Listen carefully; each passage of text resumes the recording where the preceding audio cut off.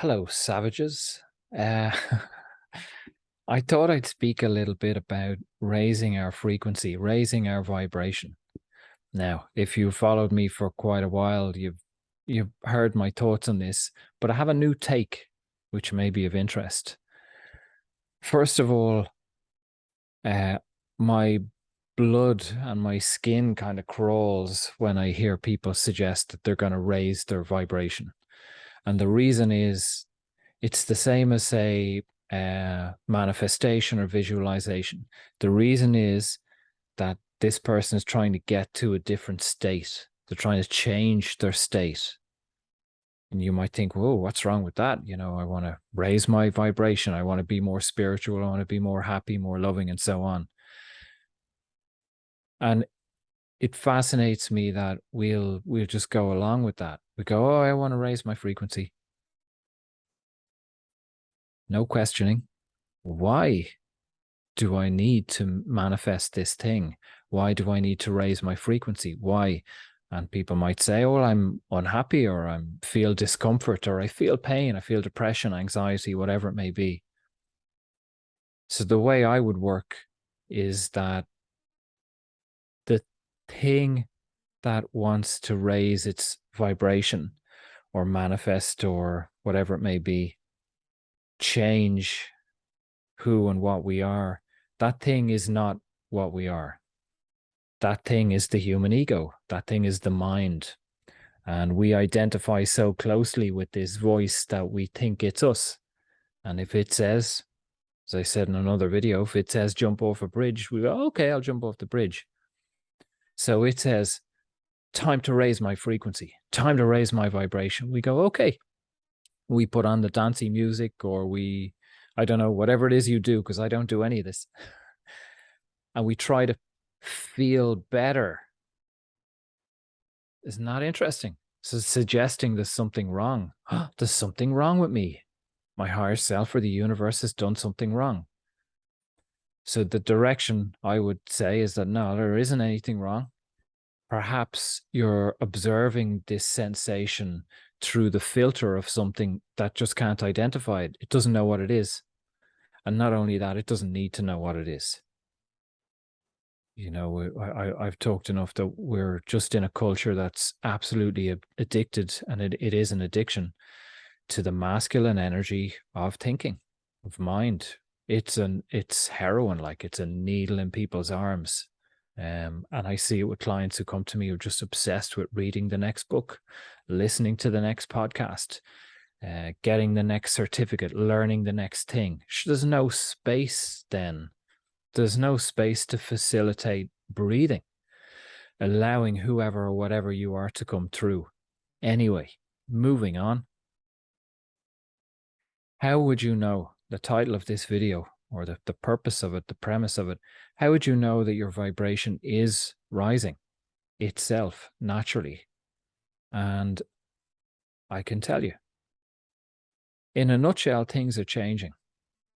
So if you begin to feel, let's say you begin to feel extremely angry or anxious at times, reactive, emotional, there you go. Your frequency or vibration is raising. It's a flushing out of the energy centers, the cells, the molecules, the joints, all the energy that is trapped. Trapped is too extreme a word, but that's held, that's recorded, that will only be released as we observe it and we connect with it. So the trying to escape it and go someplace else, to a plane going overhead.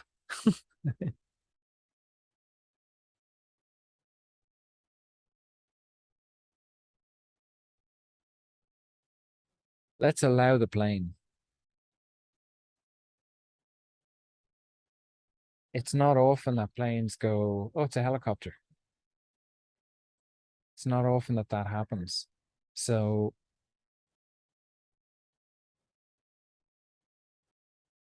these centers release, they open up and breathe.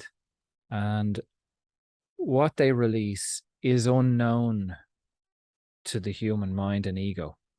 This is why the poisonous world of spirituality doesn't know what's happening, so tries to change it or escape it. Oh, I got to manifest this thing. Oh, I got to focus and visualize on the whatever. Oh, I got to do my, what's that called? Ecstatic dance. Oh, I got to raise my frequency. I have to raise my vibration. Oh, I got to feel better. I got to feel better, suggesting what I feel is not good.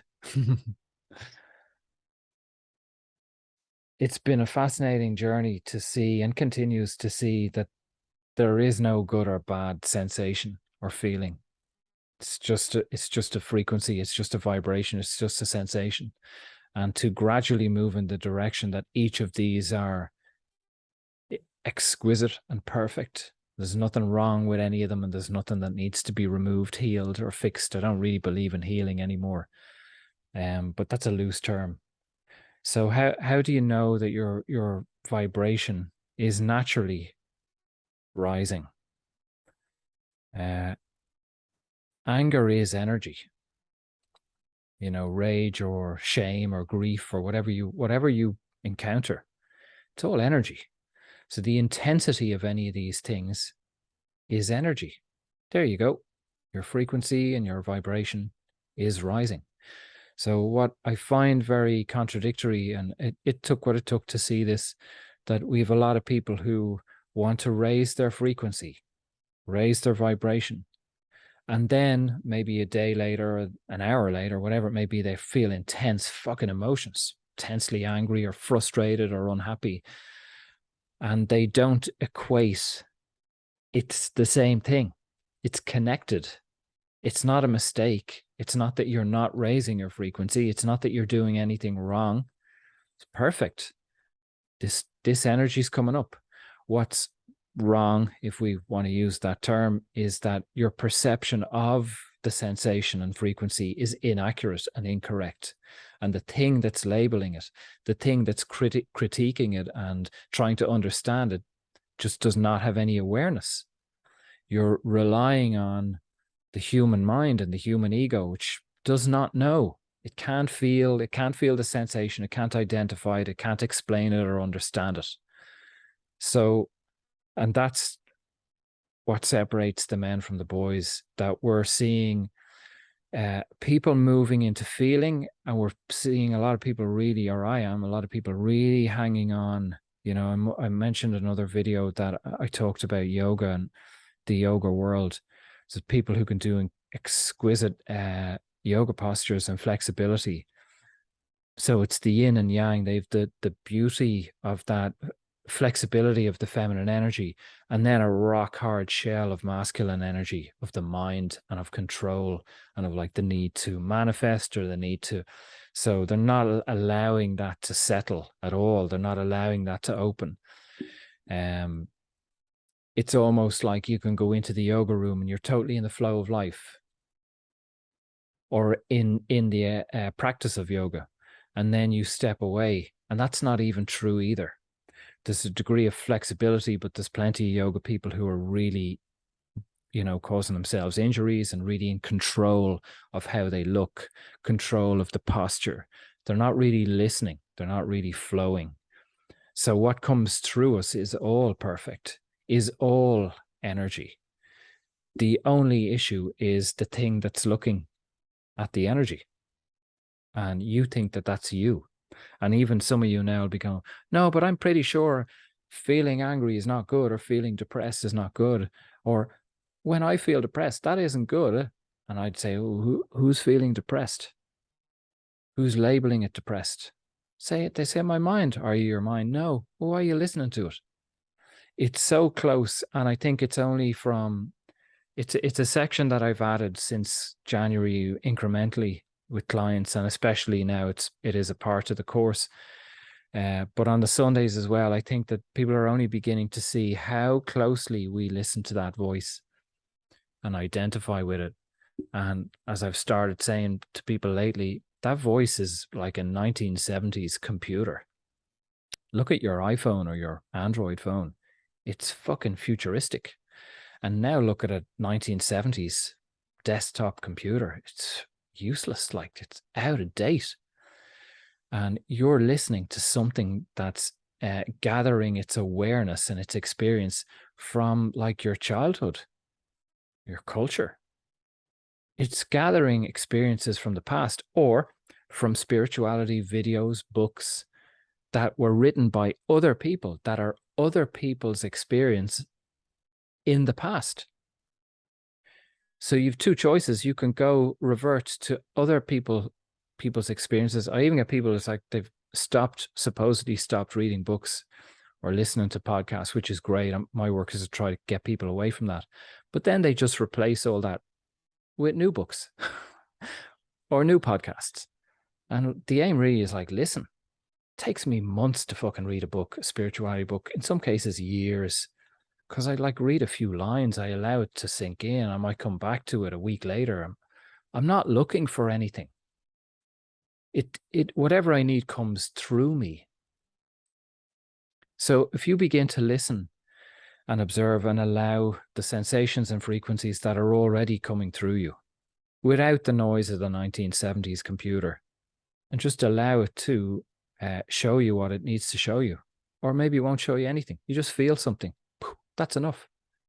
And that's what separates the people that I'm seeing now. There are people who are ready to go beyond. And then there are people who know like they need a 1,000-page book. They need information, and they're not complete with the addiction to information and thinking. And then there are others that are prepared to go to the unknown world. Don't know what this is, don't know where it's coming from, don't know why it's here, can't label anything, can't categorize it anywhere, don't know what box to put it in, can't put it in a box, don't know, full stop. Experience. Anyway, thanks for listening to me. I hope this was of use.